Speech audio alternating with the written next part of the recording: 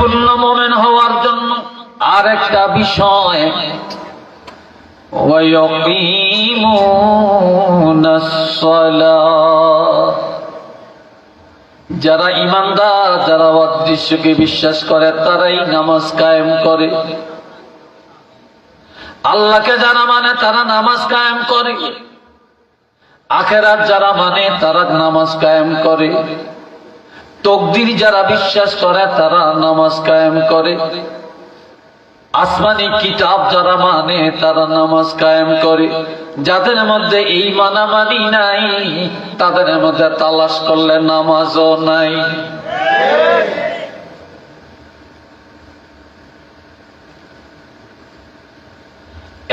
এরপরে নামাজি পরিপূর্ণ হওয়ার জন্য আরেকটা বিষয়,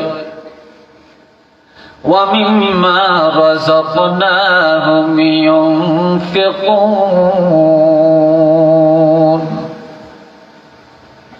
যারা অদৃশ্যকে মানে, যারা নামাজ কায়েম করে তারাই যাকাত দেয়, তারাই দান সদকা করে, নিরহংকার ভাবে তারাই মসজিদ করে, মাদ্রাসা করে, মুক্তব করে, মাহফিল করে, সমাজ কল্যাণে অর্থ ব্যয় করে, অসহায় গরিব মিসকিন বিধবার পিছনে তারা অর্থ ব্যয় করে।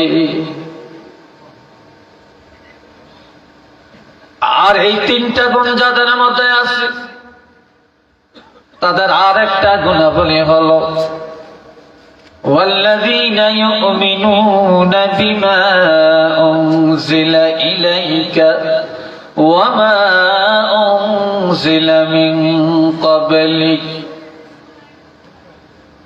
আল্লাহ পাক হাবিব আপনার উপরে যে কিতাব নাজিল করেছেন 30 পারা কোরআন, এই কোরআনকে যারা বিশ্বাস করে, অন্যান্য আসমানি কিতাবগুলোকে আপনার পূর্বে যা নাজিল হয়েছে এগুলোকে যারা বিশ্বাস করে এবং আখিরাতের প্রতি যারা গভীর বিশ্বাস রাখে তারাই হলেন সবচেয়ে বড় মুত্তাকিন। কন্যা সুবহানাল্লাহ।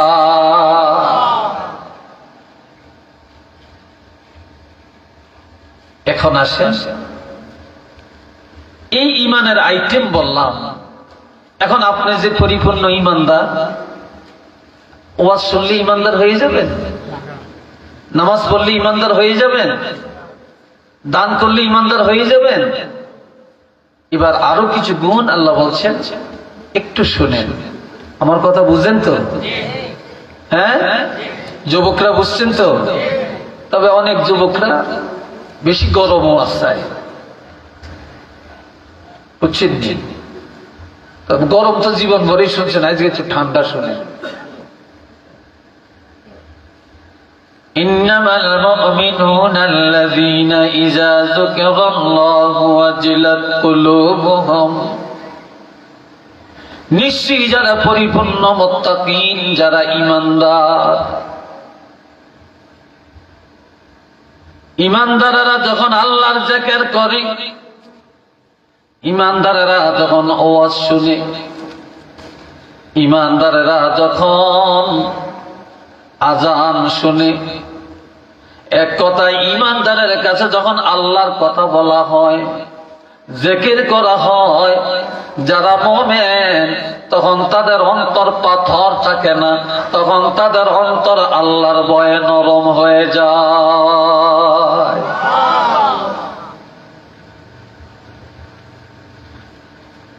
দুই, যখনই দেখবেন আপনার কাছে ওয়াজ ভালো লাগে, যখনই দেখবেন নামাজ মজা লাগে, যখনই দেখবেন তেলাওয়াত মজা লাগে, জিকির মজা লাগে, এক কথায় ইবাদত মজা লাগে, গুনাহ দেখলে এটা আপনার কাছে বিষাক্ত মনে হয়, তখনই মনে করবেন আপনি একজন খাঁটি মুত্তাকি।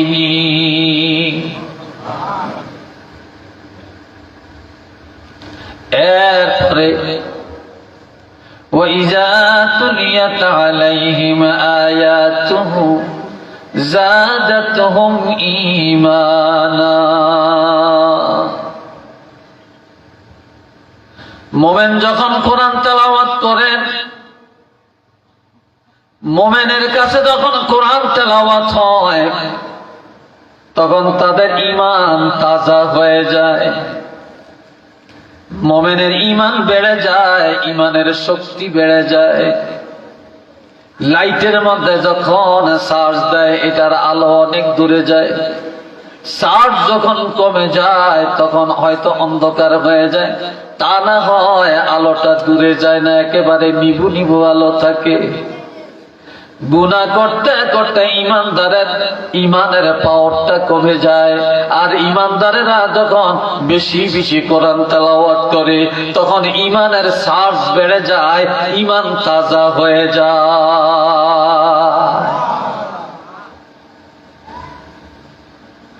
وعلى ربهم يتوكلون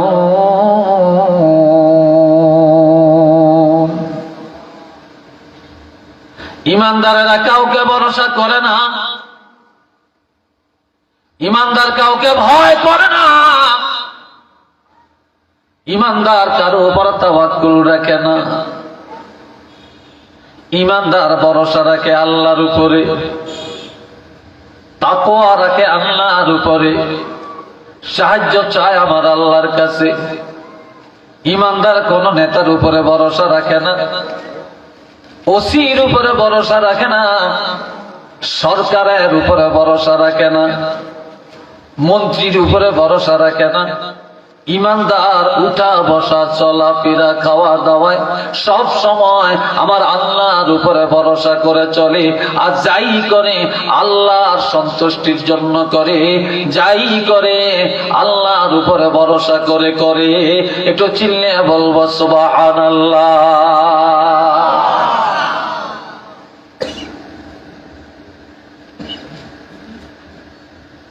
এরা উঠে কেন উঠে?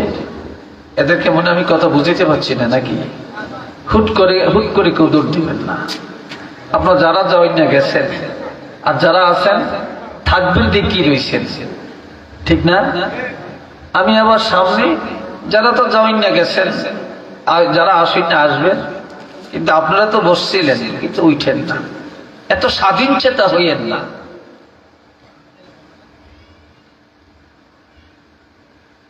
এখন আমার আল্লাহ বলেন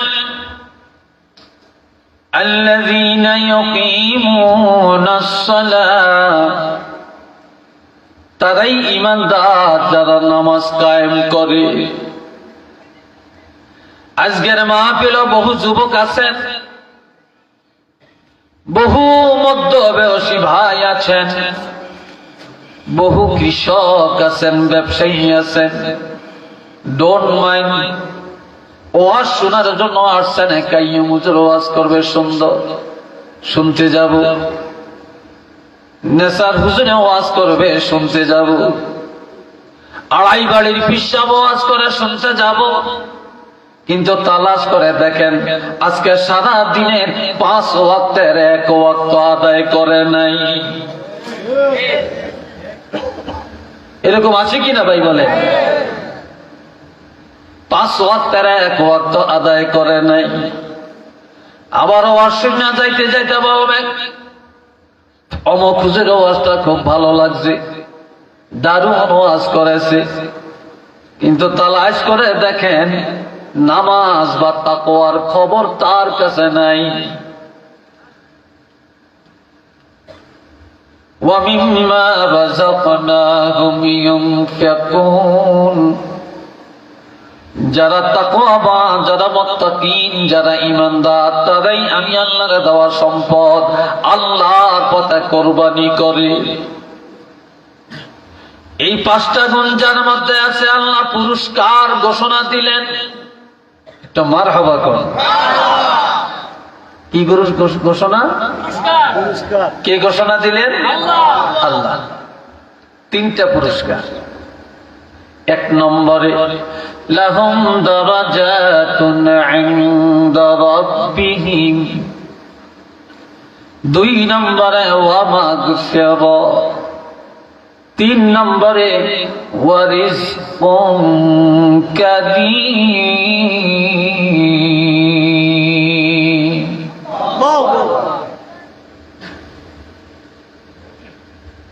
যারা মুত্তাকিন, যারা আল্লাহর ওলি, যারা বুজুর্গ, যারা আল্লাহওয়ালা, যারা ঈমানদার,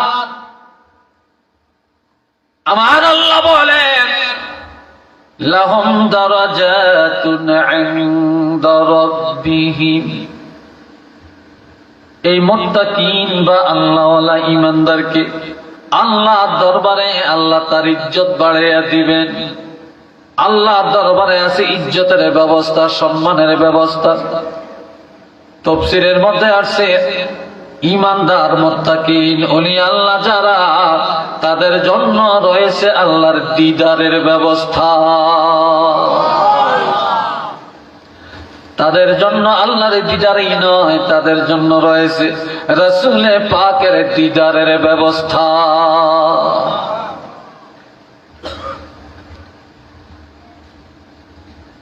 কেমন দিদার? জান্নাতীরা জান্নাতে যাবে, জাহান্নামীরা জাহান্নামে যাবে। জান্নাতীরা বলবে আল্লাহ তোমার এই জান্নাত মজা লাগে না, যেই জান্নাতে তুমি আল্লাহকে পাই না মজা লাগে না। তখন একদল ফেরেশতা প্রচার করবে আল্লাহকে যদি দেখতে চাও জান্নাতের প্রথম দরজায় চলে যাও। দৌড়ে সব সেখানে চলে যাবে, গিয়া দেখবে বিশাল একটা প্যান্ডেল, চমৎকার একটা স্টেজ। ওই স্টেজে আমার আল্লাহ আসবেন সভাপতি হয়ে, আর আমার নবী আসবেন প্রধান অতিথি, আসন অলঙ্কিত করার জন্য। আর সমস্ত নবীরা হবেন বিশেষ অতিথি, আর সমস্ত জান্নাতীরা হবেন শ্রোতা।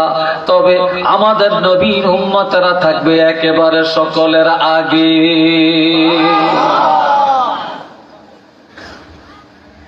পিছে না, সবার আগে থাকে। সেখানে দাউদ নবী সর্বপ্রথম কোরআন তেলাওয়াত করবেন। এরপরে আমার নবী সূরা ইয়াসিন তেলাওয়াত করে শোনাবেন। এরপরে চাহিদা মিটবে না, তৃপ্তি পুরা হবে না রে। এবার সবাই বলবে আল্লাহ দুনিয়ায় ঈমান গ্রহণ করে এত মজা পাইলাম, অন্যায় ছেড়ে মজা পাইলাম, সিজদা দিয়ে মজা পাইলাম, নামাজ পড়ে মজা পাইলাম, কোরআন পড়ে মজা পাইলাম। নবীর জবান মোবারকে, দাউদ নবীর জবান মোবারকে এত মজা পাইলাম। আল্লাহ তোমার কালামের মধ্যে এত মজা, একবার যদি তোমার জবান মোবারকে শুনতাম কেমন জানি মজা পাইতাম।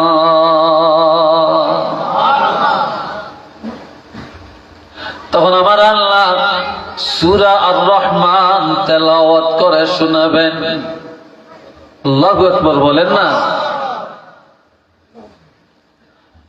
এরপরে তেলাওয়াত শোনার পরে সব বেহুশ হয়ে যাবে, কুদরতি হাত বুলাবেন, জ্ঞান ফিরে আসবে। নজর করে দেখবে স্টেজও নাই, নবীও নাই, আল্লাহও নাই, কিন্তু আল্লাহর দিদারের তৃপ্তি এখনো মিটাতে পারে না। এই সময় নজর করে দেখবে প্রত্যেকটা জান্নাতের দুই পাশে দুইটা পাখা। বলবে তোমরা উড়াল দাও। মঙ্গলবারের সকাল বেলায় জান্নাতে উড়াল দিবে।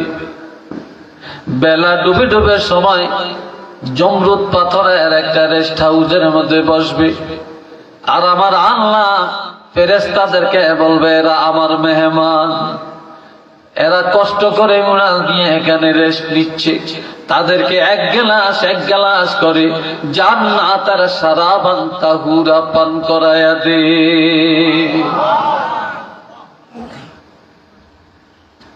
বুধবারের সকাল বেলায় আবার উড়াল দিবে রে। বেলা ডুবে ডুবে সময় একটা ইয়াকুত পাথরের রেস্ট হাউসের মধ্যে বসবে। আমার আল্লাহ বলবেন ফেরেশতারা রে, আমার এই বান্দাগুলোকে এক গ্লাস করে জান্নাতের মধু পান করায়া দে। আলহামদুলিল্লাহটা সুবহানাল্লাহটা আরেকটু জোরে বলা যায় না? কি আরেকটু জোরে?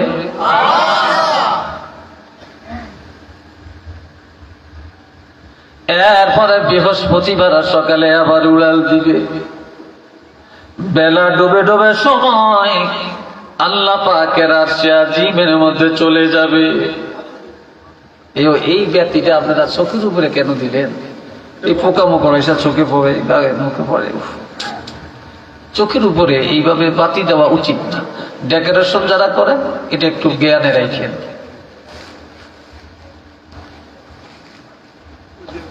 আল্লাহ, কষ্ট হচ্ছে আপনাদের? হ্যাঁ, এবার আরশে আজিমে যাওয়ার পরে আমার আল্লাহ এক গ্লাস করে জান্নাতের দুধ পান করাবেন। রাত্রিবেলায় থাকবে, শুক্রবারে সকাল বেলায় বলবে, আল্লাহ জান্নাতে আইসাও মজা লাগলো না, কোরআন তেলাওয়াত শোনো তৃপ্তি মিটাতে পারলাম না, সারাবান তাহুরা পান করেও তৃপ্তি মিটে না, মধু পান করেও তৃপ্তি মিটে না, জান্নাতের দুধ পান করেও তৃপ্তি মিটে না, তোমার আরশটা বিচরণ করে দেখেও তৃপ্তি মিটে না। তখন আল্লাহ বলবেন, বন্দারে কি করলে তোমাদের চাহিদা বা তৃপ্তি মিটে যাবে? তখন সবাই বলবে, আল্লাহ আমরা চাই শুধু তোমার দিদার।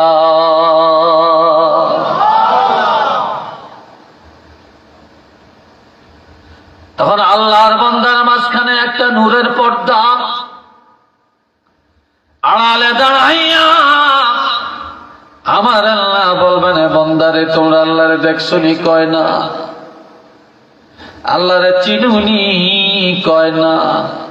তবে কেমনে বিশ্বাস করলা? আল্লাহ আমরা নবীদের কাছে শুনছি, ওলিদের কাছে শুনছি, আলেমদের কাছে শুনছি, কোরআন হাদিস পড়ে আমরা বিশ্বাস করেছি। তখন আল্লাহর বান্দার মাঝখানে যায় নূরের পর্দাটা, আল্লাহ এই পর্দাটা ফেলে দিবে, সরে যাবে। এবার আল্লাহর বান্দা ডাইরেক্ট হয়ে যাবে। এখন আল্লাহ দুইটা কুদরতি হাত বাড়াইয়া দিয়া আল্লাহ পাকের সবগুলি মুত্তাকিন জান্নাতি বান্দাকে টান দিয়া আল্লাহর কুদরতি বুকের মধ্যে জড়াইয়া নিবে।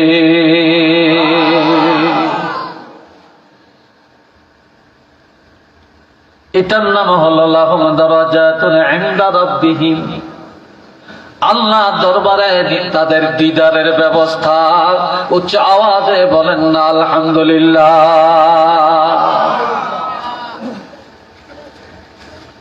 দুই নম্বরে হলো ক্ষমা। কোন বেঈমানের আল্লাহ ক্ষমা করে না, কোন মুশরিকের আল্লাহ ক্ষমা করবে না। তবে মুত্তাকিন যারা, তাদেরকে আল্লাহ ক্ষমা করবেন। ঈমানদারের সর্বোচ্চ লকব হলো মুত্তাকিন। আর ঈমানদারের আল্লাহ ক্ষমা করবেন। পাহাড় পরিমাণে গুনাহ যদি ঈমানদারের থাকে, ঈমানের কারণে আল্লাহ একদিন না একদিন ক্ষমা করবেন। কিন্তু যাদের ঈমান নাই, দুনিয়াতে যত ভালো কাজ তারা করুক না, যত পরিমাণ উপকারে আসবে না। আর ঈমানদার যত পরিমাণ কাজ যদি ঈমান থাকা অবস্থায় করে, এই যত পরিমাণ নেক আমল কিয়ামতের ময়দানে পাহাড় পরিমাণ উপকারে আসবে।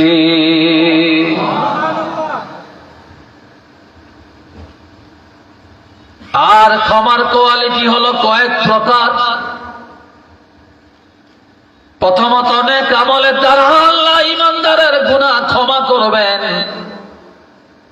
দুই নম্বরে, তওবার দ্বারা আল্লাহ ক্ষমা করবেন। তিন নম্বরে, মৌতের আগে কঠিন একটা রোগ দিবে, মরণের আগে কঠিন একটা মুসিবতে পড়তে হবে। এই কঠিন রোগে সাজা দিয়ে আমার আল্লাহ এই রোগের কারণে আমার নবীর উম্মতের কিছুটা কষ্ট দিয়া, গুনাহ মাফ করিয়া, ক্ষমা করাইয়া কবরের মধ্যে নিয়ে যাবে। 4 নম্বরে, কবরে যাওয়ার পরে আল্লাহ ক্ষমা করবে। ছেলে বাবার জন্য দোয়া করছে, মেয়ে দোয়া করছে, বিবি দোয়া করছে, আত্মীয় স্বজন মৃত্যুর জন্য দোয়া করছে, ক্ষমা চাইছে। এই কারণে কবরে যাওয়ার পরও আল্লাহ ক্ষমা করবে। আর এক দলের আল্লাহ ক্ষমা করবেন জাহান্নামে যাওয়ার পথে। সুবহানাল্লাহ কোন না, কোন জায়গায়? জাহান্নামে যাওয়ার পথে।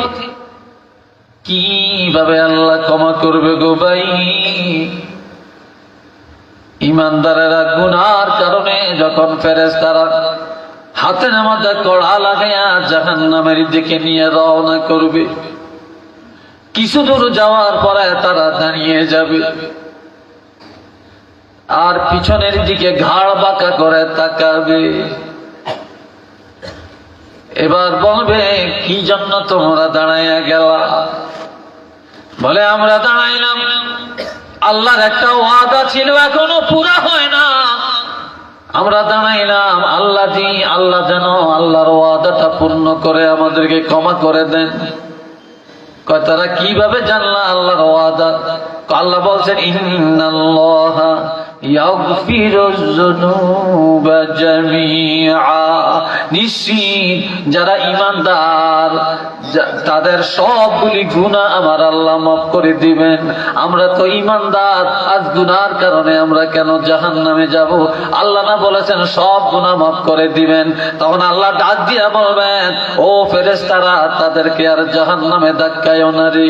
আমি আল্লাহ এই জাহান্নামে যাওয়ার পথে আমার এই গুনাহগার ঈমানদার বান্দাগুলোরে ক্ষমা করে দিলাম।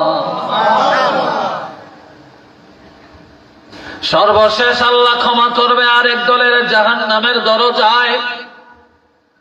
কোন জায়গায়? জাহান্নামের দরজা। চিল্লিয়ে বলেন, সবাই বলেন আলহামদুলিল্লাহ। আরেকবার বলেন আল্লাহু আকবার। জাহান্নামের দরজায় যখন যাবে, জাহান্নামের ডাকটা উঠাইয়া দিবে, বলবে, এবার জাহান্নামের দিকে তাকাও, এটাই তোমাদের ঠিকানা। সবাই হাউমাউ করে কান্দবে, দিশাহারা হয়ে যাবে, কিভাবে জাহান্নামের আযাব ভোগ করব। তখন জাহান্নামের দরজায় দাঁড়াইয়া দাঁড়াইয়া আল্লাহর কাছে বলবে, আল্লাহ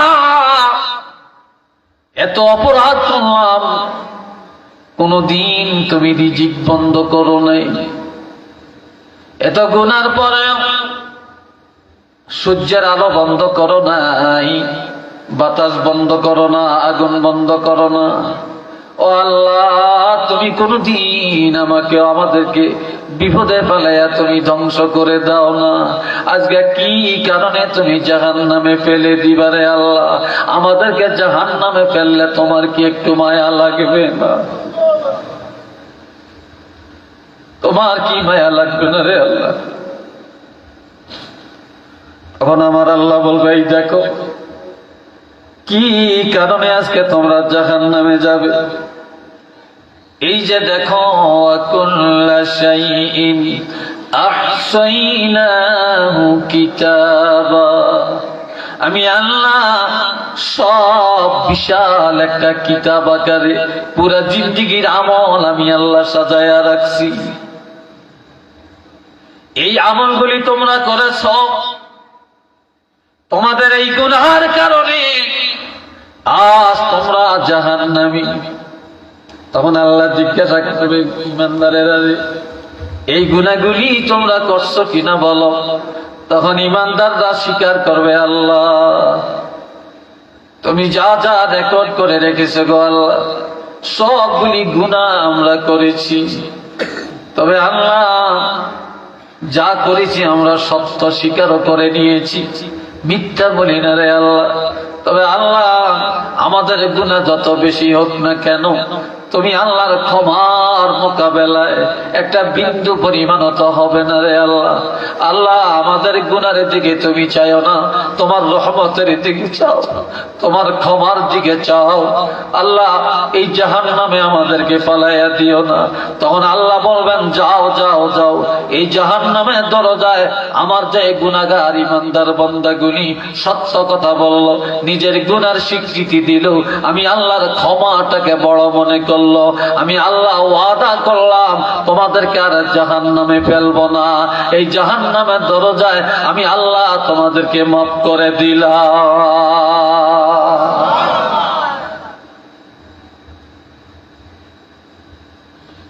3 নম্বরের পুরস্কার ওয়ারিজকুন কারীম,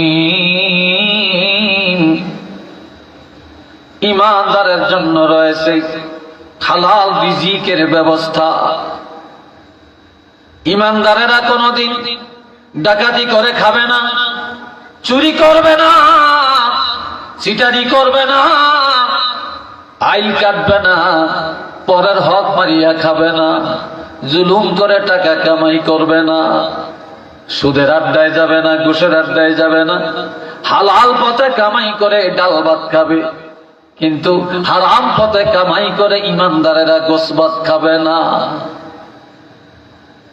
কাজে ঈমানদার হালাল রিজিক ভক্ষণ করবে, রিজিকের ব্যবস্থা আমার আল্লাহ করে দিবে। তাহলে এই আয়াতের দ্বারা স্পষ্ট, যারা হারাম পথে সারাদিন দৌড়ায়, যারা ঘুষির পিছনে, সুদের পিছনে, জুলুমের পিছনে, পরের হকের পিছনে দৌড়ায়, তারা তো উপরে দিয়া মুসলমান, আসলে হাকিকতে তাদের মধ্যে মুসলমানই নাই। তারা ঈমানদার দাবি করে, তাদের মধ্যে ঈমানদারি নাই। তারা 1 নম্বরে মুনাফিক, তারা ফাসিক, তারা জাহান্নামী। একটু চিল্লে বলেন না নাউযুবিল্লাহ।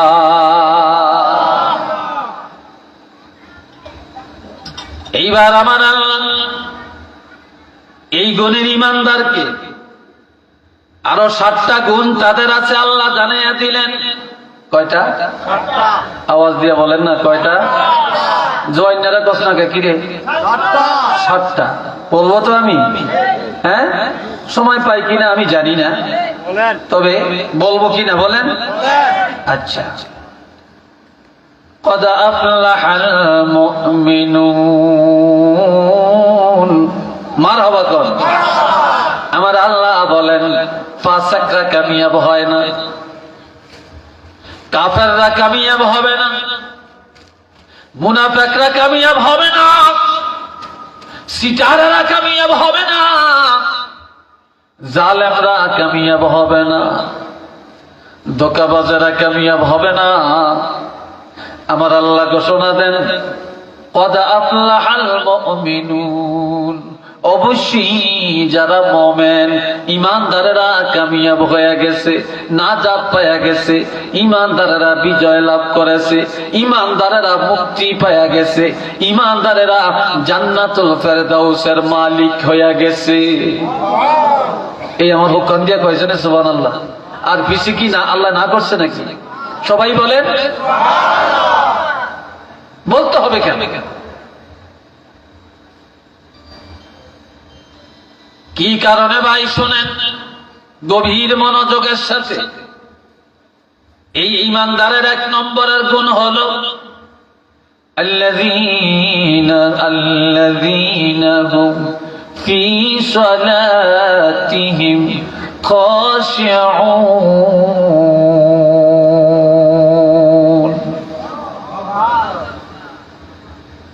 ঈমানদারেরা আল্লাহর ভয়ে নামাজ আদায় করে, ঈমানদারের নামাজের মধ্যে আল্লাহকে ভয় করে।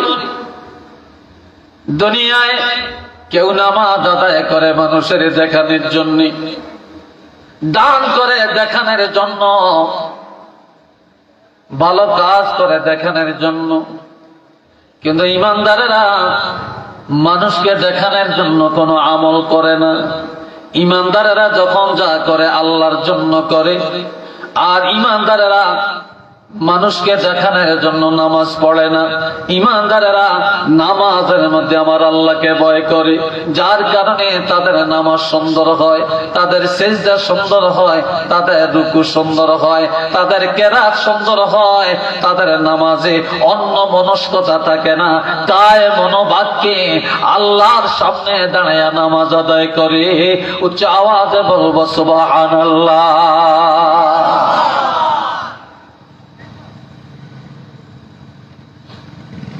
আড়াই বাড়ির আল্লাহর ওলি, আমি আড়াই বাড়ির মরহুম হিসাব এই বর্তমানে বিশ্বের আব্বা, ওনার সাথে আমি অনেক প্রোগ্রাম করেছি। বড় বুজুর্গ ছিলেন, আল্লাহু আকবার। সোনাকান্দার আল্লামা শামসুল হুদা রহমতুল্লাহ আলাইহি, আব্দুর রহমান হানাফি রহমতুল্লাহ আলাইহি কত বড় আল্লাহর ওলি ছিলেন। পুরপুরার আবু বকর সিদ্দিক রহমতুল্লাহ আলাইহি, সরসিনার নেসারউদ্দিন রহমতুল্লাহ আলাইহি, কুমিল্লার হাতেম আলী বুগদাদি রহমতুল্লাহ আলাইহি, এরা কত বড় মাকবুল আল্লাহর ওলি ছিলেন রে বাবা। এই আড়াই বাড়ি বলেন, সোনাকান্দা বলেন, সরসিনা বলেন, পুরপুরা বলেন, ওনাদের একজন পীর ছিলেন, জাত থেকে এই সিলসিলা আসছে, সুফি ফতে আলী ওয়াইসি রহমতুল্লাহ আলাইহি। তিনি বড় আলেম না, তিনি বড় মুফতি না, তিনি বড় মুফাসসির না, তিনি বড় মুহাদ্দিস না, কিন্তু তিনি একজন পাক্কা মুত্তাকিন, একজন পাক্কা আল্লাহর ওলি, একজন খাঁটি ঈমানদার ছিলেন। একটু চিল্লে বলেন না সুবহানাল্লাহ।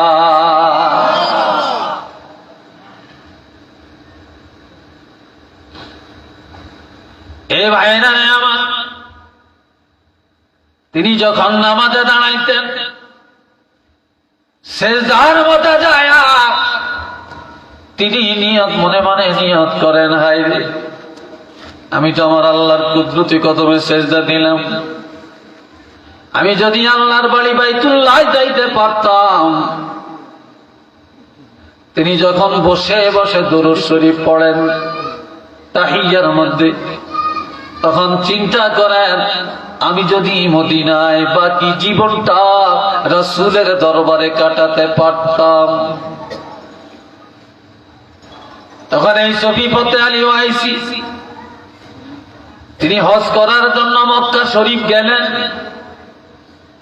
হজ করার পরে দলীয় লোকেরা মদিনায় যাবে, গাটুরি গোল করে সব রেডি হয়ে গেল, কিন্তু সুফি ফতে আলী ওয়াইসি রহমতুল্লাহ আলাইহি তিনি গাট্টি গোল করেন না, লাকিস রেডি করেন না। সবাই বলে, হুজুর আপনি কি মদিনায় যাবেন না? হ্যাঁ মদিনায় যাওয়ার আশা, তবে আমি যাইতে পারি না, কারণ মদিনায় যেই নবীর বাড়িতে যাব, যেই নবীর দরবারে যাব, ওই নবী এখনো আমাকে অনুমতি দেন না।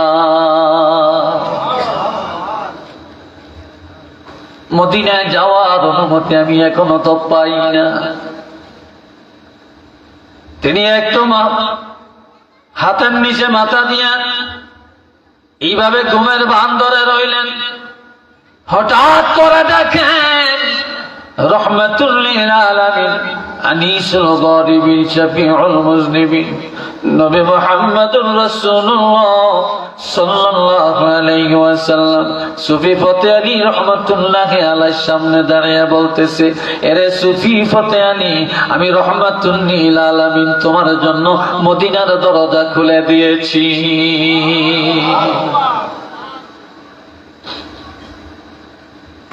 অনুমতি পায়া রওনা করলেন। নবী রওজা পাকের কাছে দাঁড়িয়ে সালাম দেন। রওজা পাকের কাছে দাঁড়িয়ে বলেন, ইয়া রাসূলুল্লাহ আপনি আমাকে অনুমতি দেন, আমার বাকি জীবনটা মদিনা মুনাওয়ারায় কাটাই। মদিনা শরীফ থেকে, রওজা শরীফ থেকে জবাব আসে, এরে সুফি ফতে আলী তুমি মদিনায় থাকা লাগবে না, তুমি ভারতবর্ষে চলে যাও, বাংলা ভারতে চলে যাও, সেখানে যায় মানুষের এলমে শরীয়ত শিক্ষা দাও, এলমে তরিকত শিক্ষা দাও, এলমে মারেফাত শিক্ষা দাও। মানুষের হাতে কলমে এলমে মারেফাত এবং এলমে তরিকত শিক্ষা দাও। তরিকতের সবক দিয়ে তাদেরকে ওলি আল্লাহ বানিয়ে দাও। আমি তো আর মদিনায় আসতে পারবো না, আমি চলে গেলে আমার তো ক্ষমতা নাই। রওজা পাক থেকে জবাব আসে, রাসূল জানিয়ে দেন মদিনায় তোমার আশা লাগবে না, তোমার মদিনায় আশা লাগবে না। আমি রাসূল ওয়াদা করলাম তুমি পৃথিবীর যেখানেই থাকবা, যখনই আমি রাসূলের তুমি পাওয়ার আশা করবা, তখনই নজর করলে তোমার সামনে আমি রাসূলুল্লাহরে পায়া যাইবা।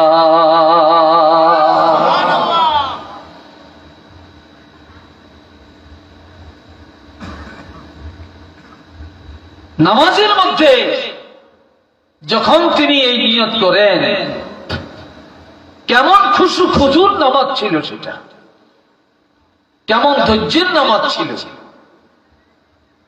বাবাজিরা রে আমার, الذين هم في صلاتهم خاشعون।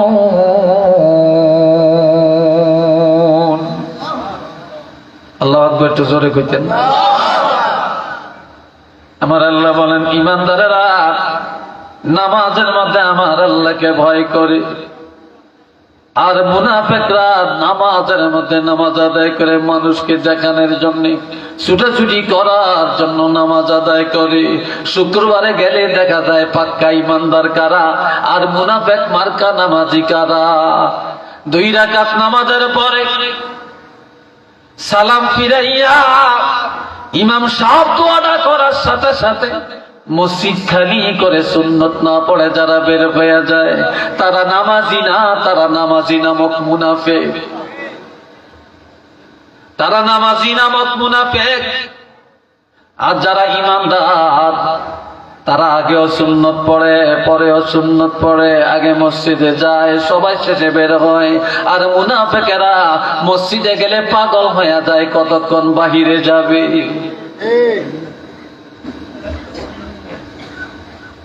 বাবাজি জানে আমার, এই জন্য জান্নাতে যেতে হলে 4টা আমল। জোরে বলেন, কয়টা আমল? জোরে বলেন, আরো জোরে বলেন। 4টা আমল। 1 নম্বরে সাল্লু খামসাকুম, নবী বললেন 5 ওয়াক্ত নামাজ আদায় করো। ওয়াসুমু শাহরাকুম, 2 নম্বরে রমজানের রোজাগুলি সঠিকভাবে পালন করো। 3 নম্বরে ওয়াদ্দু যাকাত আমওয়ালিকুম, তোমরা মালের যাকাত বছরে একবার আদায় করো। 4 নম্বরে ওয়াতিউ যা আমরিকুম, তোমাদের দেশের রাষ্ট্রপ্রধান যদি মুসলমান হয়, শরীয়তের শাসনে যদি দেশ চলে, ওই রাষ্ট্রপ্রধানের কথা মেনে চলো। যেই দেশের রাষ্ট্র কোরআনের শাসনে চলে না, শরীয়তের রাষ্ট্রে আইনে চলে না, ওই দেশে হক্কানি আউলিয়ায়ে কেরাম, পীর বুজুর্গ এবং ওলামায়ে কেরামেরা যেইভাবে তোমাদেরকে কোরআন হাদিসের উপদেশ দিবে, ওই পথে মানিয়া বাড়ি যায় তোমরা সঠিকভাবে আমল করো। আমি রাসূল ঘোষণা দিলাম, বাধা দেওয়ার ক্ষমতা কারো নাই। তাদখুলু জান্নাত রাব্বিকুম, তোমরা ডাইরেক্ট প্রভুর জান্নাতের মধ্যে চলিয়া যাবে।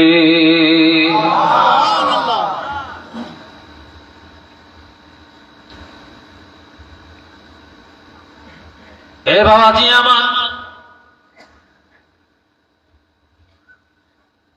আল্লাহ আল্লাহর হাবিব রাহমাতুল লিল আলামিন, শফিউল মুজনিবিন, ফজরের 2 রাকাত নামাজের বেলায় কি করলেন, কি বললেন শুনেন।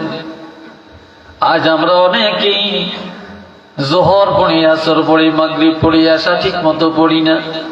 আবার যদি এশার নামাজ পড়ি, তালাশ করলে 14 আনা মুসলমান ফজরের নামাজে পাওয়া যায় না। সারা জীবনের ওয়াজ এক জায়গায় যদি করেন, সারা জীবনের আমল এক জায়গায় করল, 2 রাকাত ফজরের নামাজের সমান করা যাবে না।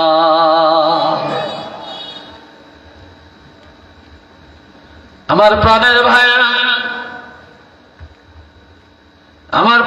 নবী রাহমাতুল লিল আলামিন সাইয়্যিদুল মুরসালিন ইমামুল মুরসালিন বললেন, যে ব্যক্তি 5 ওয়াক্ত নামাজ আদায় করবে আর ফজরের নামাজ আযানের সাথে সাথে ঘুম থেকে জেগে পবিত্রতা অর্জন করে নামাজে দাঁড়িয়ে যাবে, আমি রাসূল ওয়াদা করলাম কিয়ামতের ময়দানে মুসিবতের দিনে আমার ওই উম্মত গুলাকে আমি হাতে ধরে ধরে জান্নাতে টেনে টেনে পুষাইয়া দিব। এটা মারহাবা কর।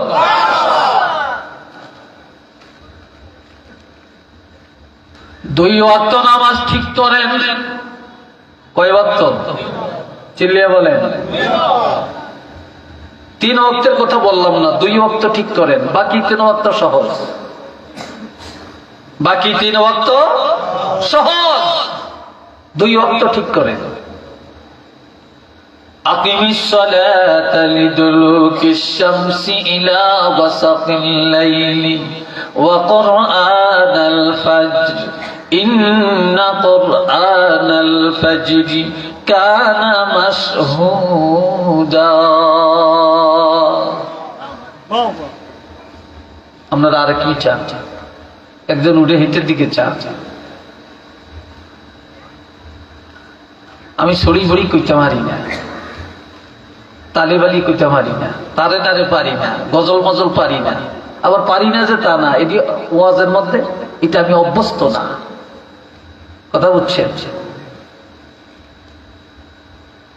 এ ভাইয়েরা, আমার আল্লাহ বলেন, সূর্য যখন পশ্চিম আকাশের মধ্যে ডুলে যায় তখন আসরের নামাজ কায়েম করো। ইলা ওয়াসাকিল লাইল, রাত্রের কঠিন অন্ধকার আসা পর্যন্ত, এর অর্থ মাগরিব আর এশার নামাজ। ওয়া কুরআনাল ফাজর, যখন ফজরের সময় হয় মুয়াজ্জিন আযান দেয়, ঘুম থেকে জাগিয়া ফজরের নামাজে দাঁড়িয়ে যাও, ইমামের পিছনে দাঁড়িয়ে দাঁড়িয়ে ফজরের কেরাত শুনো। ইন্না কুরআনাল ফাজরি কানা মাশহুদা, যখন ফজরের নামাজে দাঁড়িয়ে যাইবা জানিয়া রাখো আল্লাহ পাকের লক্ষ লক্ষ রহমতের ফেরেশতারা ফজরের নামাজের মধ্যে সাক্ষী হয়ে যাবে।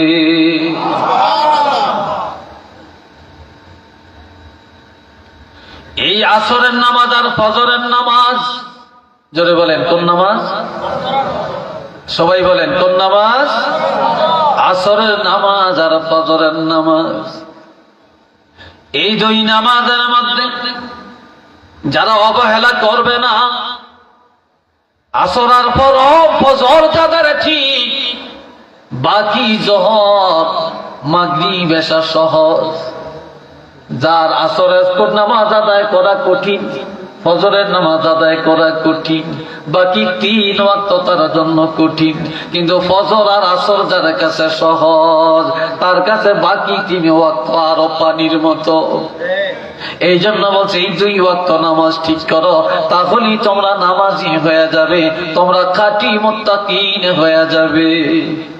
আর এক হাদিসে আমার রাসূল বলেছেন, সূর্য ডুবার আগের নামাজ অর্থাৎ আসরের নামাজ যদি তোমরা কায়েম করো, আর সূর্য উদয়ের আগের নামাজ অর্থাৎ ফজরের নামাজ যদি তোমরা আদায় করো, আমি রাসূল ঘোষণা দিলাম তোমাদের এই দেহটা জাহান্নামের আগুনে জ্বলবে না, জ্বলবে না। একটু চিল্লিয়ে বলেন না আলহামদুলিল্লাহ।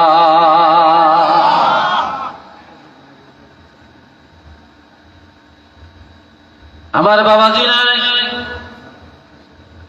একদিন আল্লাহর হাবিব রাহমাতুল্লিল আলামিন অসুস্থতার কারণে মসজিদে নববীতে যেতে পারেন না, অসুস্থ। হযরত আয়েশা সিদ্দিকার কোলের মধ্যে নবীজি মাথা মোবারক রেখে ঘুমায়, শুয়ে রইছে। মসজিদে নববীতে জমা শুরু হয়ে গেছে গো। হযরত আবু বকর সিদ্দিক রাদিয়াল্লাহু আনহু নামাজের ইমামতি করছিলেন। হুজরা থেকে নজর করলে দেখা যায় নবী বললেন, আয়েশা তুমি একটু আমাকে ধরে বসাও। হযরত আয়েশা সিদ্দিকা নবীকে ধরে বসালেন। নবীজি মসজিদের দিকে তাকাইলেন, সুন্দরভাবে জামাত চলছে, নামাজ চলছে। নবী এটা দেখিয়া চক্ষু মোবারক থেকে পানি ছেড়ে দিয়ে কাঁদতে শুরু করে দেন। কাঁদতে কাঁদতে বলেন, আয়েশা আমাকে আবার শোয়াইয়া দাও, আবার আমাকে শোয়াইয়া দাও। যখন শোয়াইয়া দিল, হযরত আয়েশা বলে, ইয়া রাসূলুল্লাহ আপনি কান্নাকাটি কেন করেন?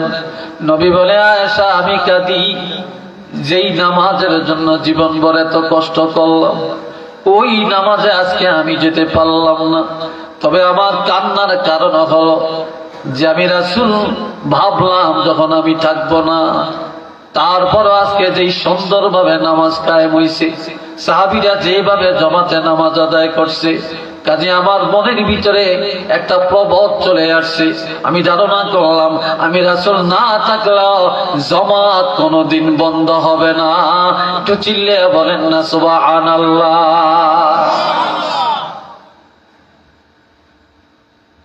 এটা মুমিনের 1 নম্বরের কোয়ালিটি। 2 নম্বরে والذين هم عن اللغو معرضون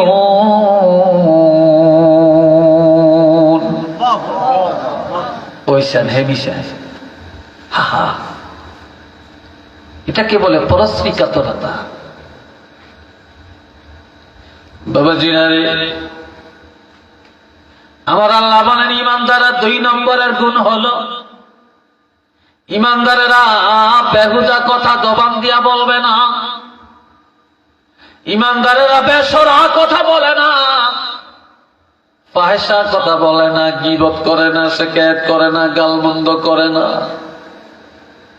ইমানদারেরা জবানে মিথ্যা বলে না, ইমানদারেরা নবীর বিরুদ্ধে বলে না, আল্লাহর বিরুদ্ধে বলে না, আলেমের বিরুদ্ধে বলে না, ওলি আল্লাহর বিরুদ্ধে বলে না।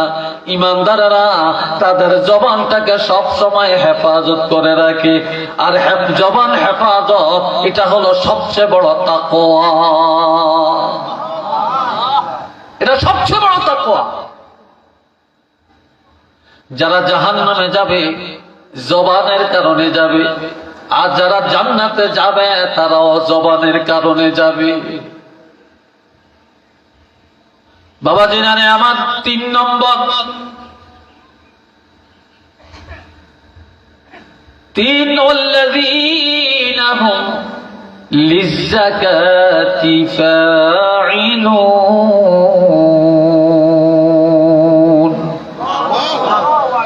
ইমানদারেরা কিফন হবে না।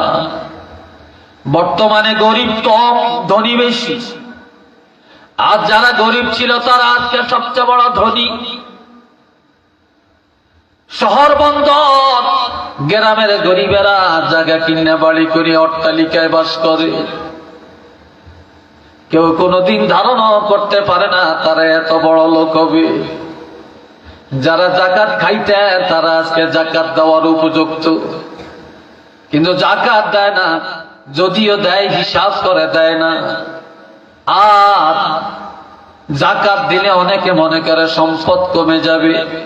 যাকাত যারা ঈমানদার, যারা মুত্তাকিন, তারা কোনদিন কৃপণতা করে না। তারা 1 টাকা পর্যন্ত হিসাব করে, বছরে একবার যাকাত আদায় করে। গরিবের কষ্ট দিয়ে আদায় করে না, গরিবের বাড়ি যায় যায় আদায় করে, বিধবার কাছে যে আদায় করে, এতিমখানায় যে আদায় করে, এতিমের বাড়িতে যে আদায় করে। এতিমের তার বাড়িতে আনে না, বিধবারে কষ্ট দিয়া তার বাড়িতে আনে না। কেননা যাকাত এটা গরিবের ফরজ না, এটা আমার আপনার ফরজ। আর এই ফরজ আদায় করার জন্য গরিবের বাড়িতে যাওয়া একান্ত জরুরি। গরিবের কাছে যে যাকাত দিবেন, গরিব আপনার বাড়িতে আসবে কেন? তাই যারা সবচেয়ে বড় মুত্তাকিন, যারা ঈমানদার, তাদের কোয়ালিটি, তারা গরিবের হক গরিবের বাড়ি যায় আদায় করে দেয়। গরিবের কষ্ট দেয় না, গরিবের মনে প্রফুল্লতা যোগাইয়া দেয়। কোন দরি যদি গরিবের দ্বার প্রান্তে টাকা নিয়ে যায়, যাকাত নিয়ে যায়, ওই গরিবের মন বড় হয়ে যায়, গরিব ধনীর জন্য দোয়া করে, ওই ধনী আমার আল্লাহর দরবারে ভালো হয়ে যায়। 4 নম্বরে والذين هم لفروجهم حافظون। সবাই একবার বলেন আল্লাহু আকবার।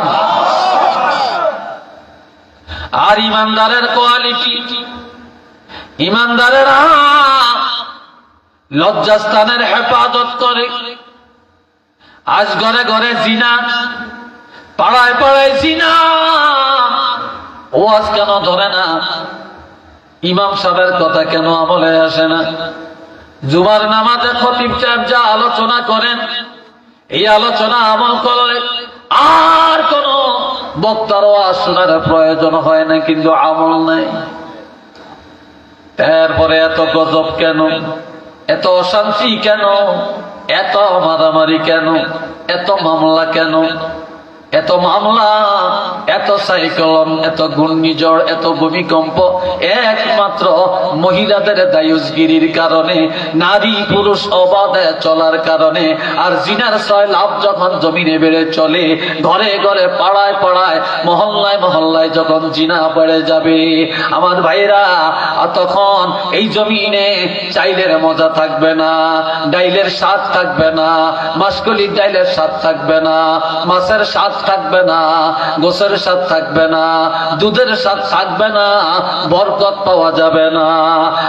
আর মামলা মোকদ্দমায় জর্জরিত হয়ে যাবে, মানুষের মায়া উঠে যাবে, ভাই ভাইকে মেরে ফেলবে, ছেলে বাবাকে মেরে ফেলবে, বাবা সন্তানের মেরে ফেলবে, স্বামী বিবিকে মারবে, বিবি স্বামীকে মারবে।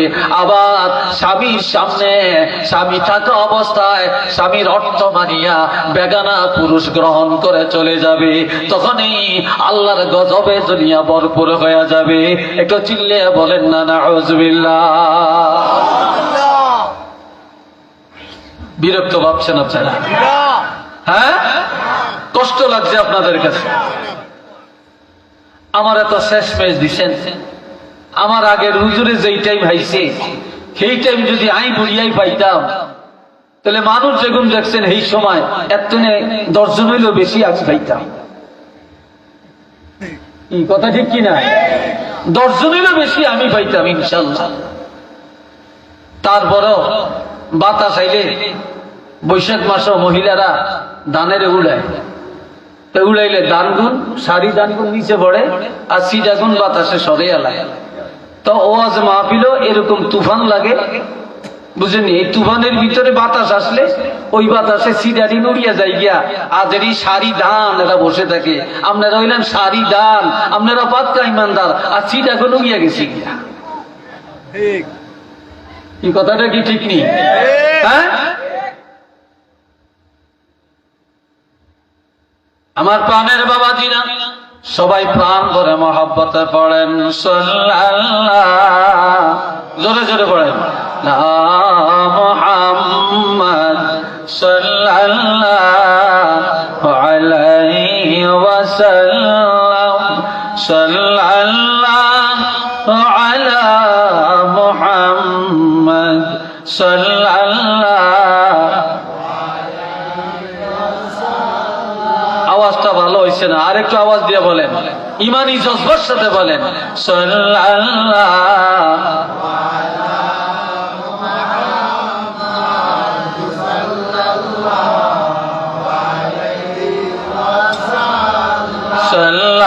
সাল্লাল্লাহু আলা মুহাম্মদ সাল্লাল্লাহু আলাইহি والذين هم لفروجهم حافظون। তবে ঈমানদারেরা তাদের লজ্জাস্থানে হেফাজত করে রাখে, লজ্জাস্থান হারাম কাজে ব্যবহার করে না, জিনার আড্ডায় তারা যায় না, ব্যভিচারিতে তারা যায় না, আল্লাহর ভয়ে তারা জিনা থেকে নিজকে বাঁচায় রাখে, লজ্জাস্থান হারাম কাজে ব্যবহার করে না।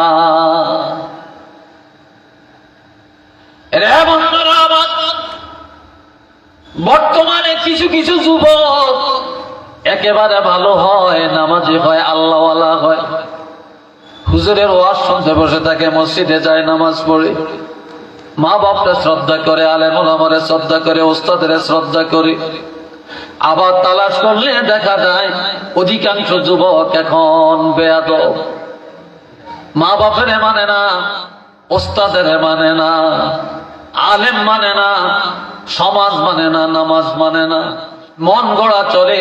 তাদের কারণে সমাজে অশান্তি, রাষ্ট্রে অশান্তি, আর তাদের কারণেই যত অকারেন্সগুলি সমাজের মধ্যে ঘটে থাকে। আর এটার মূল কারণ হলো দুইটা। জোরে বলেন কয়টা? জোরে বলেন কয়টা? এক নম্বরের কারণ, যেই বাবা সন্তান জন্ম দেন, যেই বাবার এক ফোঁটা নাপাক পানি দিয়া এই সন্তানটার জন্ম, এই বাবা খায় হারাম। বাবা বুঝি হালাল না, বাবায় খায় হারাম। সুদ খায়া সন্তান জন্ম দিছে, ঘুষ খায়া সন্তান জন্ম দিছে, পরের হক খায়া সন্তান জন্ম দিছে, জুলুমের টাকা খায়া সন্তান জন্ম দিছে, মিথ্যার আশ্রয় নিয়ে ব্যবসা করে, ওই ব্যবসার টাকা খায়া সন্তান জন্ম দিছে। তাহলে এই বাবার বীর্যটা হইল হারাম, রক্ত মাংস হারাম। এই জন্য হারামের রক্ত, হারামের বীর্য। আর যেই মায়ের রেহেমের সন্তান, ওই মায়ের রেহেম পবিত্র না, ওই মা খায় হারাম। মা হলো দায়ুস, মা সন্তানে পেটে নিয়ে ঘরে থাকে না, রাস্তায় রাস্তায় দৌড়ায়, হাটে বাজারে দৌড়ায়, শহরে বন্দরে দৌড়ায়, বিয়ার আসরের মধ্যে যায়, পিকনিকে যায়, রাজনীতির ময়দানে যায়। এই মহিলারা দায়ুস হয়ে যাওয়ার কারণে আর বাবার উপার্জন হারাম পথে হওয়ার কারণে সন্তানারা ভালো হয় না, ভালো হয় না। এই জন্য এখন আর আমরা নেককার সন্তান উপহার দিতে পারি না, সন্ত্রাসগুলি আমরা দুনিয়াতে রেখে যাই। কথা ঠিক না? কসম করে বললাম, আল্লাহর কোরআন হাতে, আপনি হালাল খেয়ে সন্তান জন্ম দেন, আর মা বোনের পর্দা করেন, আপনিও পর্দা করেন, লজ্জাস্থান হেফাজত করেন। আপনার ঘরে আল্লাহ আড়াই বাণী রলি আল্লাহ পাঠাইয়া দিবেন, সরসিনার আল্লাহ রলি পাঠাইয়া দিবেন, সোনাকান্দার আল্লাহ রলি পাঠাবেন, দামতি রলি আল্লাহ পাঠাবেন। আমার ভাইরা, হযরত শাহজালালের উত্তরসূরি আপনার ঘরের থেকে আল্লাহ পাঠাইয়া দিবেন। একটু চিল্লে বলেন না সুবহানাল্লাহ। আপনাদের এই ওঠখাড়া গ্রামে কয়েকজন আল্লাহর ওলির আস্তানা আছে। জোরে বলেন আছে কি নাই? আরো জোরে বলেন আছে কি নাই? এই দেশে ওলি আল্লাহ, এটা আল্লাহর রহমত। ওলি আল্লাহর আস্তানা, এটা আল্লাহর রহমত। সিলেটের জমিন আজকে ধন্য, 360টা ওলিয়ার আস্তানা, হযরত শাহজালাল আল্লাহর ওলির আস্তানা। যেই দেশের মানুষকে আল্লাহ ভালোবাসেন, ওই দেশে আল্লাহ ওলি আল্লাহর আস্তানা কবুল করেন। আমার প্রাণের ভাইয়েরা, এখন এখানে এই ওঠখানা গ্রামে কয়েকজন আল্লাহর ওলি, আমরা শুধু মাজারে যাব, জিয়ারত করব, বরকত নিব না। এরা আল্লাহর ওলি, আমরাও যেন আল্লাহর ওলি হতে পারি, আমার ঘরেও যেন ওলি আল্লাহ হতে পারে, আমার সন্তান, আমার নাতিও যেন আল্লাহর ওলি হতে পারে। এই চেষ্টা তো আমাদের মধ্যে নাই, থাকবেও না, আসবেও না। তার কারণ মানুষ বর্তমানে যেইভাবে চলছে, পরিবার, সমাজ, এরপরে ব্যবসা, রাজনীতি, সমাজনীতি, রাষ্ট্রনীতি, আন্তর্জাতিক নীতি যেভাবে চলছে রে ভাই, এই দেশে ভালো কিছুর আশা আর করা যাবে না।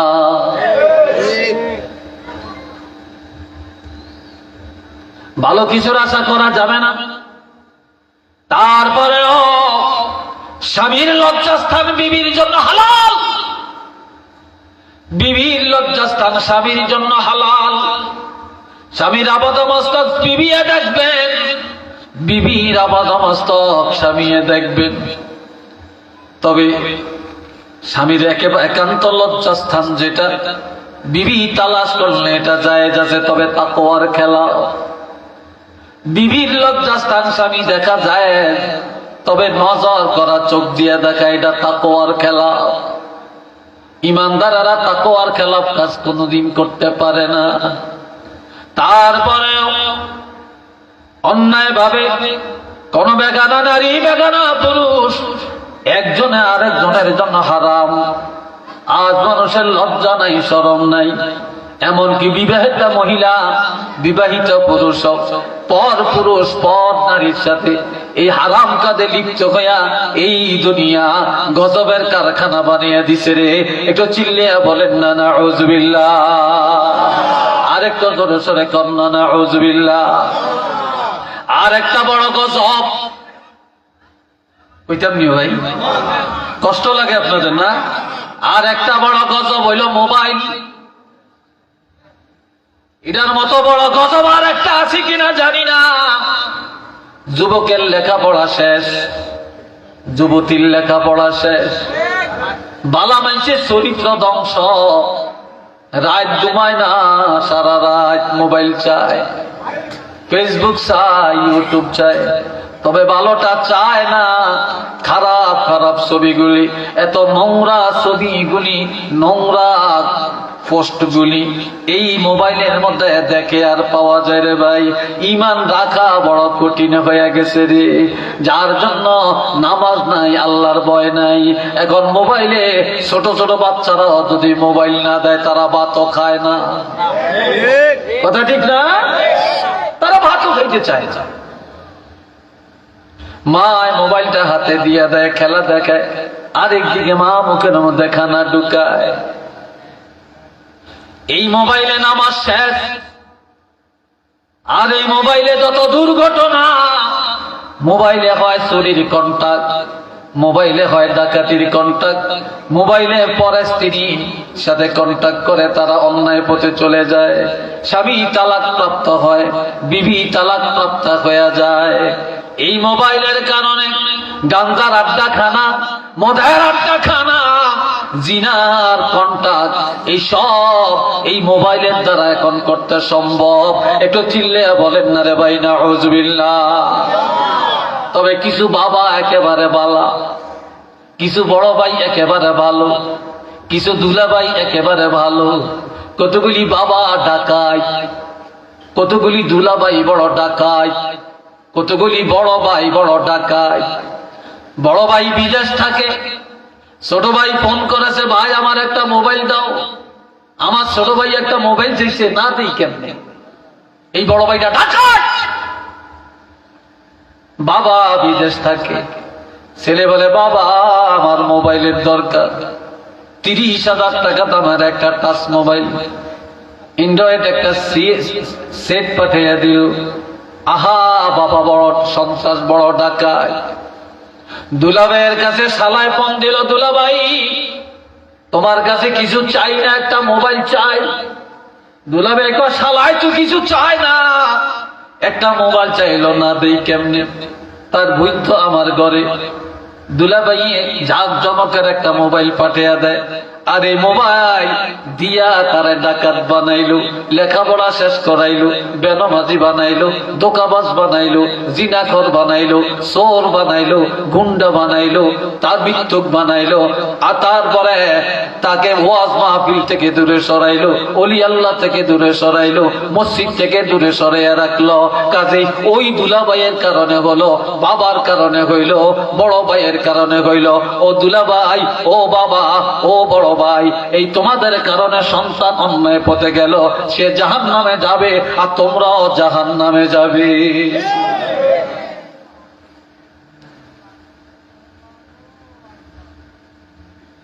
বিরক্ত লাগছে, কথাটা রাগ করছেন মনে হয় না? কথাটা রাগ করছেন মনে হয়। এরপরে আমার বলেন 5 নম্বরে ইমানদারের কোয়ালিটি, ওয়াল্লাযীনা হুম লিআমানাতিহিম, আল্লাহু আকবার করনা। ইমানদারেরা আমানতদার হবে, আমানতের খেয়ানত করবে না, একজনের কথা আর একজনের কাছে বলবে না, অন্যের সম্পদ নিজের সম্পদ মনে করবে না। বর্তমানে যদি পারেন তাহলে মানুষের 10 টাকা দিয়া সাহায্য করিয়েন, চাওয়ারও দরকার নেই, দিয়া লাইছেন। তবে হাওলত দিয়া বন্ধুত্ব নষ্ট করিয়েন না, আর হাওলত দিয়া মামলা বাড়াইয়েন না। হাওলত দিলে অনেক সওয়াব হয়, কিন্তু বর্তমানে টাকা হাওলত নিয়া একেবারে দুশ্মনী সাজিয়ে দেয়। সালাম বন্ধ হয়ে যায়, কালাম বন্ধ হয়ে যায়, কথা বন্ধ হয়ে যায়, বন্ধুত্ব নষ্ট হয়ে যায়, একমাত্র মানুষের চরিত্রের কারণে। একটু চিল্লিয়ে বলেন না নাউযুবিল্লাহ। আর একটু জোরে কন্যা রে ভাই। অথচ হাওলত দিলে, ঋণ দিলে 1 টাকায় 18 টাকা সওয়াব, আর সদকা দিলে 1 টাকায় 10 টাকার সওয়াব। আর ওয়াদা তো ঠিক নাই, আর সন্ত্রাসী বাড়ে, ধোঁকাবাজি বাড়ে, মিথ্যা বাড়ে, ওয়াদা খেলাফ হয়, মুনাফিক হয়ে যায়। তাহলে টাকা হাওলত দিয়ে মুনাফিক বানানোর দরকার নেই।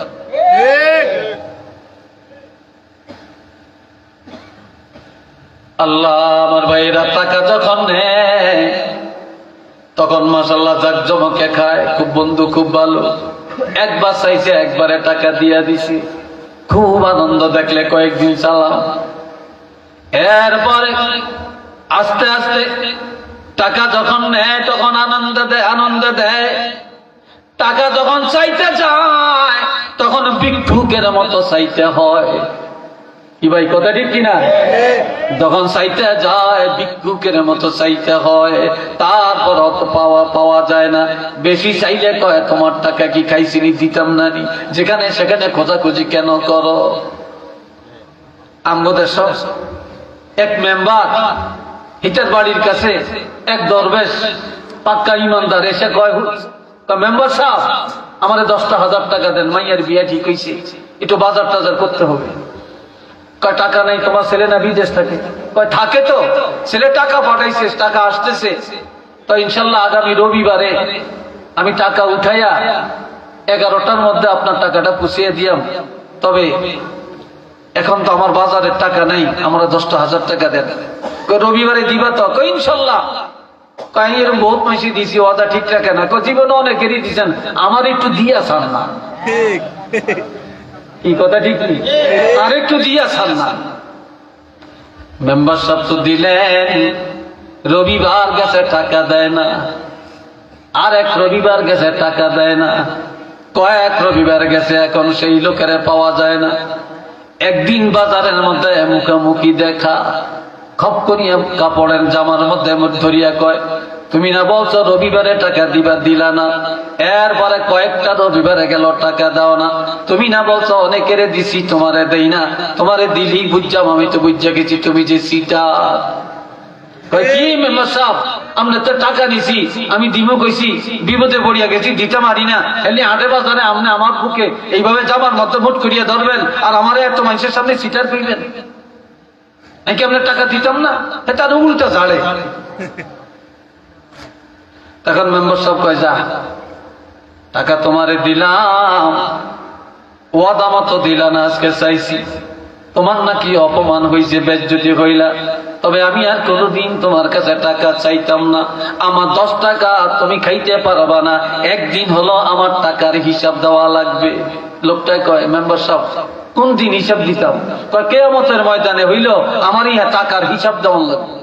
এই কথাকে মেম্বার সাহেব যাইতে গেছে, দৌড় দিয়া এই পাট পারিয়া ডায়াত পাঞ্জা করিয়া মেম্বার সাহেবের ধরিয়া, মেম্বার সাহেব জীবনে বালা মানুষ দেখছি, তবে আমনাল্লাহ এরকম বালা মানুষ দেখি না। কয় কিরম? কয় মানুষের টাকা দিছে 1 সপ্তাহ লাই, 2 সপ্তাহ লাই, আর আমনের টাকা দিচ্ছেন কিয়ামত পর্যন্ত, যদি তাহে আরো 10,000 টাকা দিয়েছে।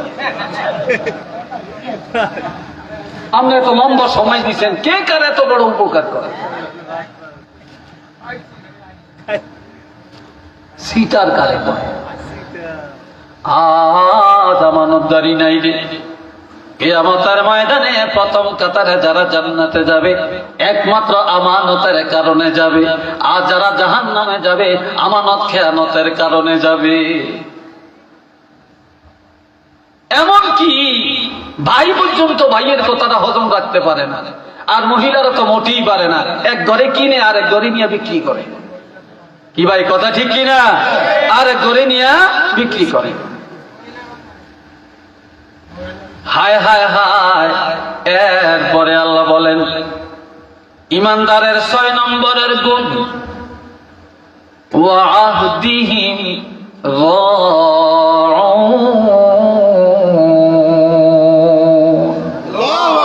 ইমানদারেরা কোনদিন ওয়াদা খেলাফ করবে না। ইমানদারেরা ওয়াদা রক্ষা করে।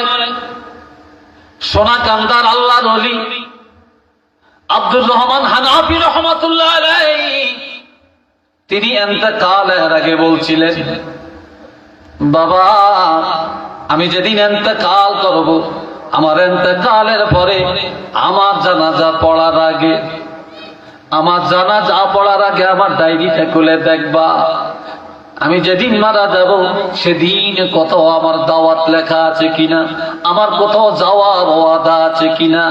যদি সেই দিন কোথাও দাওয়াত লেখা থাকে তাহলে তোমরা 4 জনে ধরিয়া আমার লাশটা কান্দে করিয়া যেখানে আমার ওয়াদা সেখানে আমার লাশটা নিয়ে জানাজা পড়বা, তাহলে আমার ওয়াদাটা পূর্ণ হয়ে যাবে। তো জোরে কর না রে ভাই। মুনাফিকের আলামত হলো 3টা। জোরে বলেন কয়টা? আয়াতুল মুনাফিক সালাসাতুন।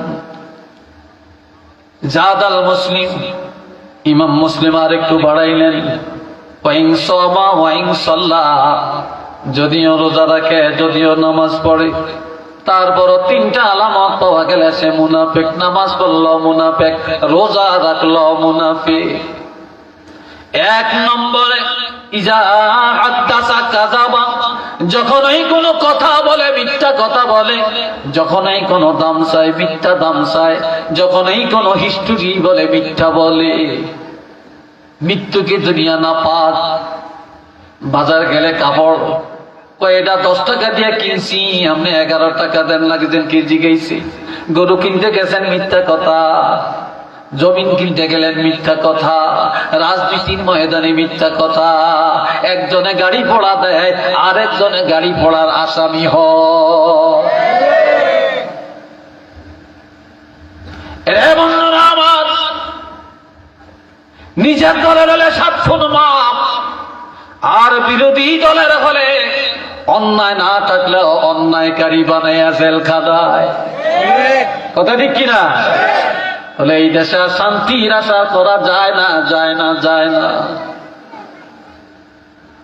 আর ওয়াদা নাই। 1 নম্বরে মুনাফিকের আলামত, যখন এই কথা বলে মিথ্যা বলে। 2 নম্বরে ওয়াইদা তুমিনা খা ওয়াইজা ইজা ওয়াদা আখলাফা, যখন এই কোনো ওয়াদা করে খেলাফ করে। 3 নম্বরে ওয়াইদা তুমিনা খানা, যখন এই আমানত রাখা হয় আমানত খেয়ানত করে ফেলে। এই লোকটা 3টা আলামত থাকলে নামাজ পড়লো সে মুনাফিক, রোজা রাখলো সে মুনাফিক। একটু চিল্লে বলেন না নাউযুবিল্লাহ। আরেকটু জোরে কোন। কষ্ট হয় আপনাদের? কি ভাই কষ্ট হয়? এরপরে আমার আল্লাহ বলেন 7 নম্বর, এই শেষ কথা, মজার কথাটা সামনে, মজার কথা সামনে। ওয়াল্লাযীনা হুম আলা সালাওয়াতিহিম ইউহাফিজুন।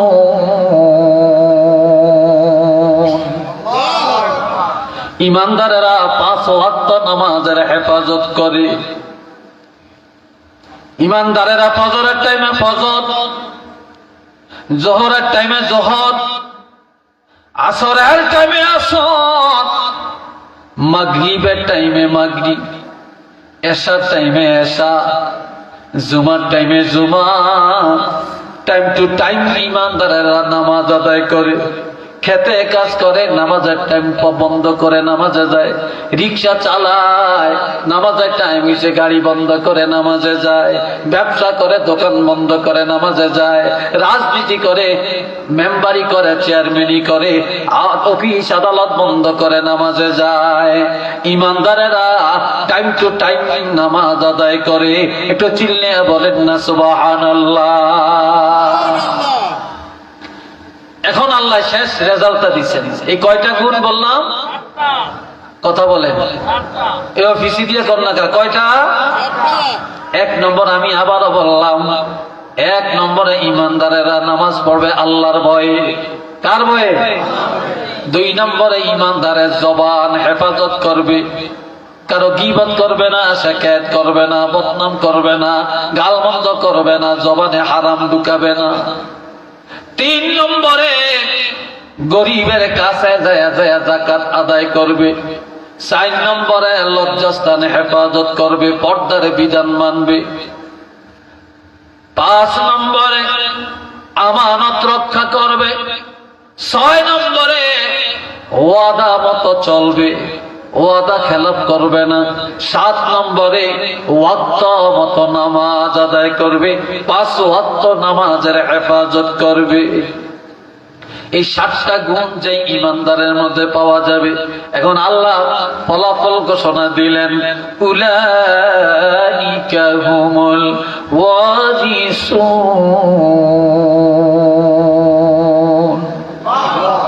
তারাই হলো ওয়ারিস।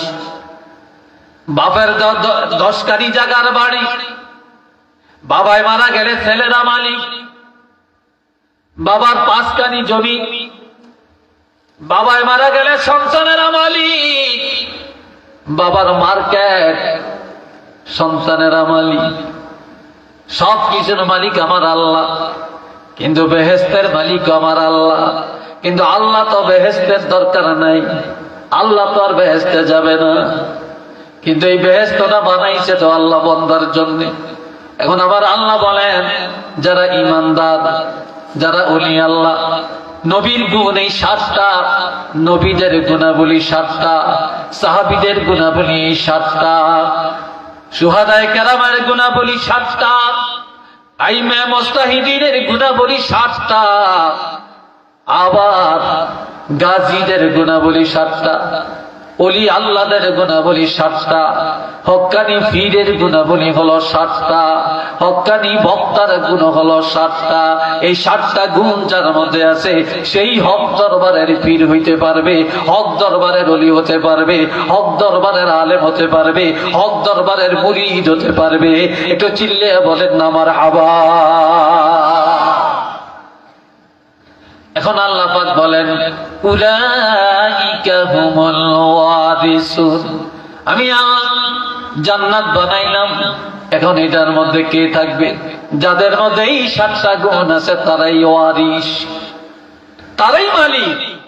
কিসের মালিক?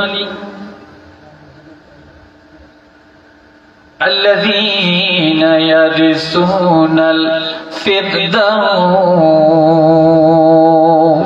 মারহাবা, আওয়াজ দিয়ে বলেন। আমার আল্লাহ বলেন, তারা জান্নাতুল ফেরদাউসের ওয়ারিস। আমরা জান্নাত চাই, কথা ঠিক কিনা? আপনারা চাননি জান্নাত? কারা কারা জান্নাত চান একটু হাতটা তুলে দেখান। তাকবীর,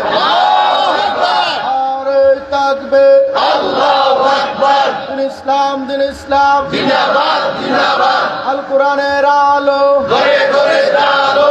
আল হাদিসের আলো, ঘরে ঘরে আলো। আরে তাকবীর, মাশাআল্লাহ, আলহামদুলিল্লাহ।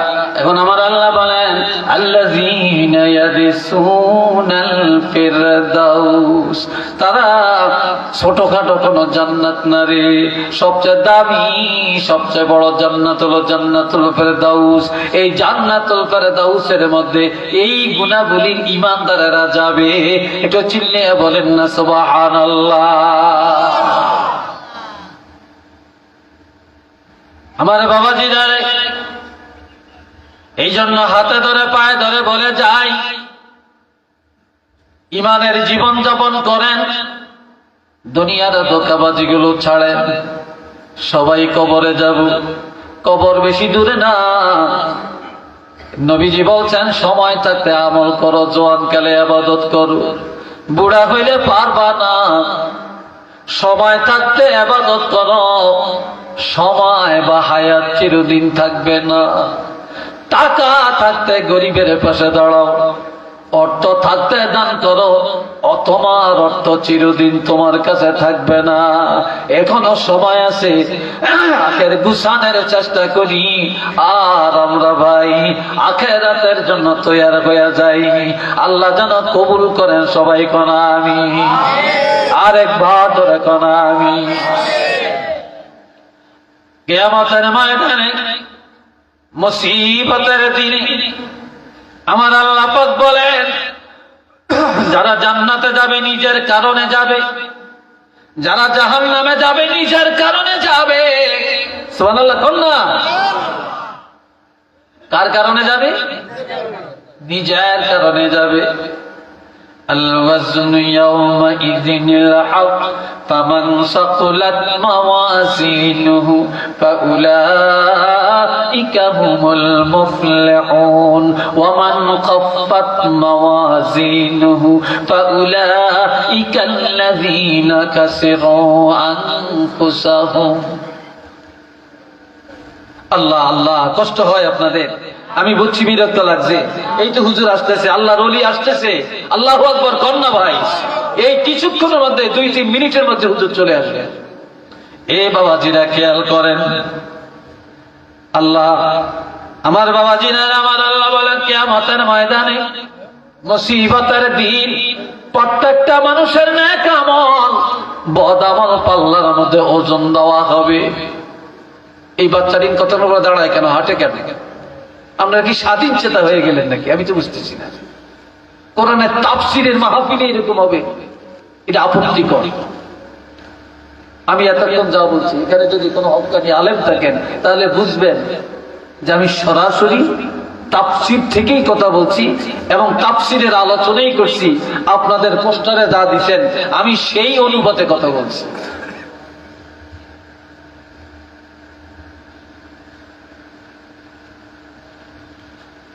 বাবাজিরা আমার, প্রত্যেকটা মানুষের নেক আমল বদ আমল পাল্লায় ওজন দেওয়া হবে। তবে সেদিন কারো আমল গণনা করা হবে না, আমল পাল্লায় ওজন করা হবে। সেদিন যাদের নেক আমলের পাল্লা ভারী হবে তারাই জান্নাতে যাবে, সফল কাম হবে। আর যাদের নেক আমলের পাল্লাটা হালকা হয়ে যাবে তারা সেদিন জাহান্নামে বা বিপদে পড়ে যাবে। فمن ثقلت موازينه فأولئك هم المفلحون। তারাই মহাবিজয়। ছেলে বিদেশ গেলে সফলতা আসে না, কোটিপতি হলে সফল হওয়া যায় না, মেম্বার চেয়ারম্যান হলে সফল হওয়া যায় না, তারপর একবার ক্ষমতায় আসলে সফল হওয়া যায় না। আমার আল্লাহ বলেন কিয়ামতের ময়দানে যাদের নেক আমল বেশি হবে, নেকের পাল্লা যাদের ভারী হবে তারাই সেদিনে সফল কাম হয়ে যাবে। আর সেদিন যাদের ওমান খাফফাত মাওয়াজিনুহু ফাউলাইকা আল্লাযীনা খাসিরু আনফুসাহুম।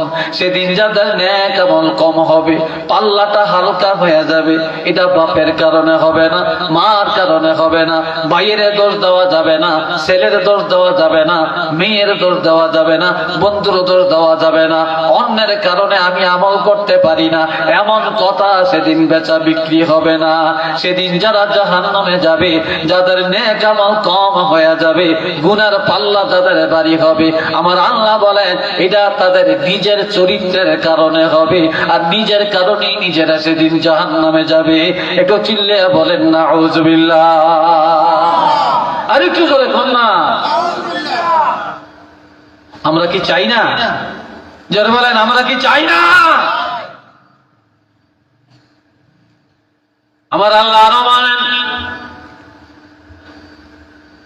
আল্লাহ فمن ثقل أما من ثقلت موازينه فهو في عيشة راضية। সবাই একবার বলেন একটু আল্লাহু আকবার, আর একটু চিল্লিয়ে বলেন আল্লাহু আকবার। এই দুনিয়ায় সব ভালো ভালো জায়গায় বাস করতে চায়। টিনের ঘর কেউ পছন্দ করে না, সোনের ঘর কেউ ভালোবাসে না।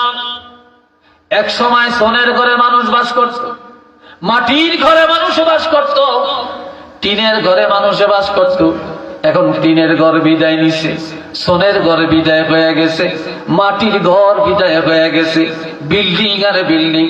মাঠের মধ্যে রাস্তা নাই এমন জায়গায় বাড়ি করতে চায় না, মাঠের জমিনের